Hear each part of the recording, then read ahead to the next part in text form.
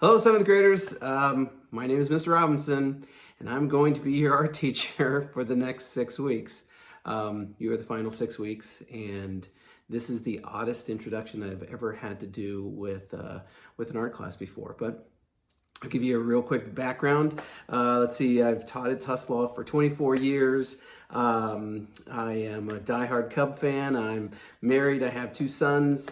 And this is my studio, and this is where I do all my videos, because every time I screw up, they don't have to be mocking me, and also it's a quiet place that I don't have to listen to Fortnite or anything like that playing in the background. So I'm just going to give you a rundown of what we're going to be trying to accomplish over the next couple of weeks with the art class. Again, I don't know how long this is going to go.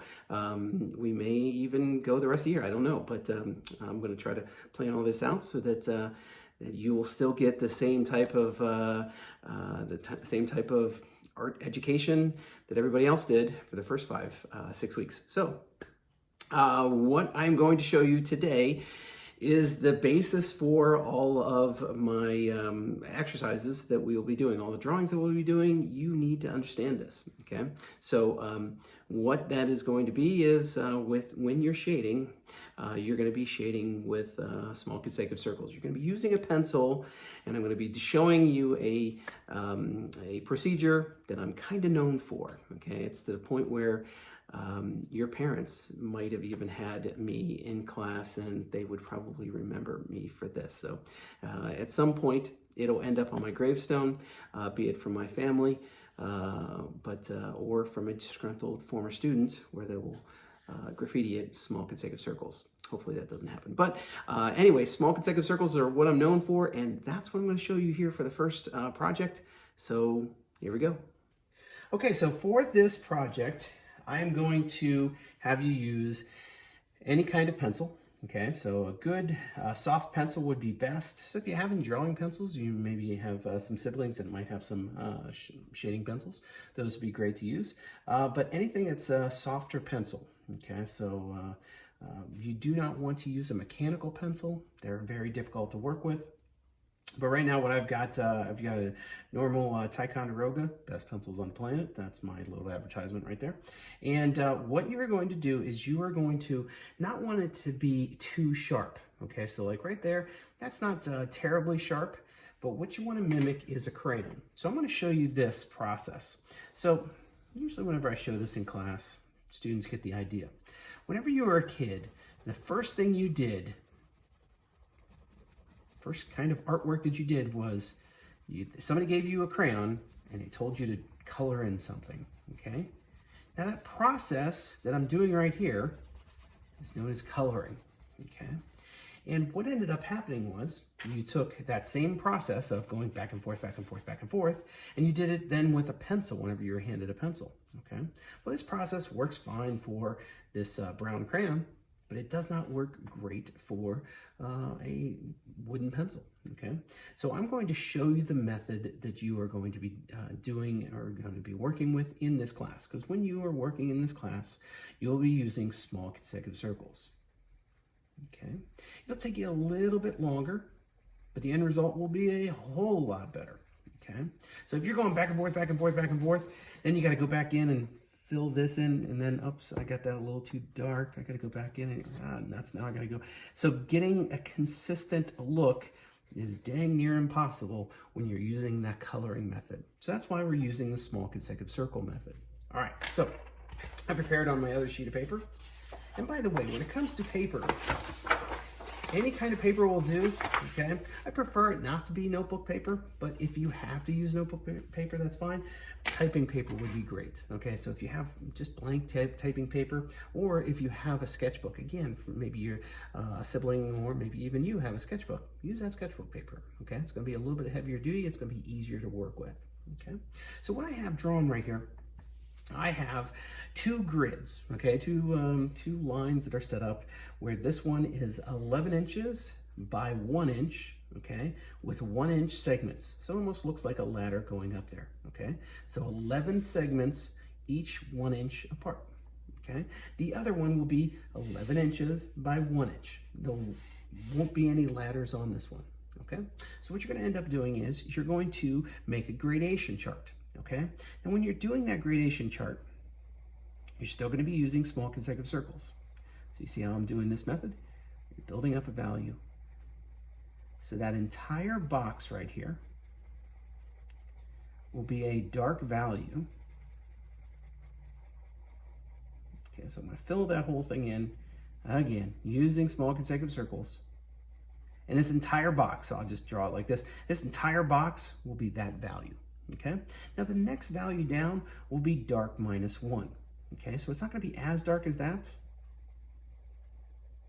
but it's going to be a dark value. And the same thing, I'm going to be filling in this whole box with the same value. Okay. And you'll keep stepping down. So this entire box is a very dark black value, and then this is black -1. So that entire box will be that value.